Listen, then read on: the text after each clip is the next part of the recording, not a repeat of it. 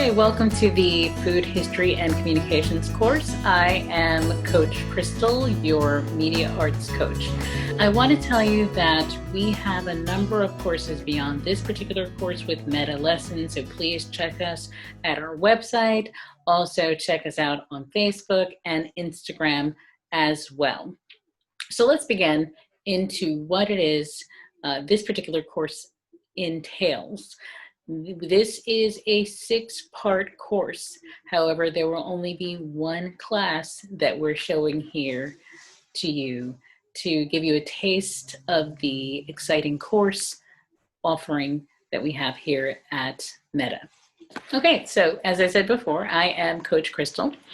I'm a media educator and teaching artist, and I have been teaching media arts for approximately 10 years, as well as working in the field, freelancing in the field of food as a writer and editor of a food blog for 11 years. Okay, so when you look at this particular image, this was taken by a student in the Hershot program, a program funded by Staten Island grants. So when you look at this particular image of chocolate chip cookies, think of a sentence to describe the taste of these chocolate chip cookies. Now, when I look at it, I see a cookie that some of the cookies look like they're soft, and some of the cookies look like they might be crunchy. I can imagine the milder taste of the white chocolate, the nuttier flavors that might be in some of these. I can imagine the buttery taste. There's a lot of things that I can imagine to describe these cookies. But I did pick a rather simple sentence to start with this particular image. The thick chocolate goodness melted in my mouth. So that's just an example. What would you say? Take a minute, write a sentence, think about what naturally comes to mind to you.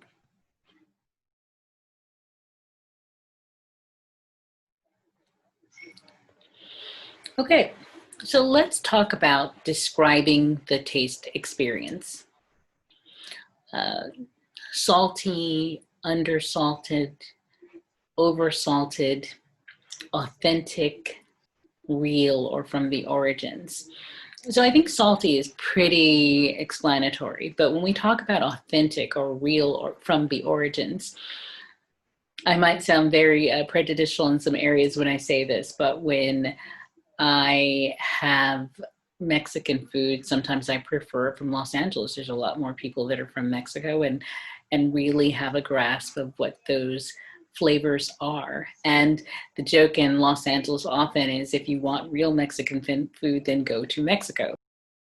So you take it a step further, and that's when you get that sense of the real taste of certain things. Also, I could say that about Southern cuisine. Many people try to replicate the flavors of Southern cuisine, but sometimes that person that's from the South really has a grasp of what they would do. I remember an example when I made a sweet potato pie, which I'm totally fine with, but I made a sweet potato pie and I used Splenda and I used low-fat milk, and my Southern mother thought, what in the world are you doing? Now, granted, the pie was still delicious, and she even admitted that it was, but that is definitely not giving you the complete, authentic, real sweet potato pie experience. Okay, so let's move on to the word briny. Briny is still salty, but think capers or olives or oysters, okay? Those are the things that you want to put in the grouping of describing something as briny. So imagine when you're eating something that's other than those 3 things that I've listed and you feel like it's reminiscent of those flavors. Herbaceous is tasting of herbs. like chives or basil or parsley. It just has that herb flavor to it. Sometimes you may have a meal and maybe somebody put mint in it, and maybe it's a little too minty for you. So that's that herbaceous thing. You need to find a balance. Sometimes herbaceous is wonderful when it comes to cooking. Citric is tasting of citrus, but not sour. So we're not grouping lemons into our citrus experience. We're not grouping limes into the experience. It would probably be more something like an orange or some of the other pleasant flavors of citrus that you're experiencing. Nutty means nut flavors. And whatever you can think of when it comes to different nut flavors, that's what you're tasting in the experience. Earthy. Earthy spices are those which taste closely resemble where they come from. This is the flavor profile used to describe potatoes or beets or foods that are intimately tied to the earth. Now, if you want to magnify the earthiness of mashed potatoes, plus add a splash of color, try the blue potato. So this is really true. My experience, the blue/purple potato that a lot of people describe it for color, really has this extra level of earthiness in its flavor. It has an extra level of grit. I might even compare it closer to getting into that parsnip type of category, those root vegetables like that. Well, I hope you enjoyed this introduction to the Food History and Communications course. It is definitely an exciting course, and we teach this course specifically for students anywhere between 3rd grade and through high school.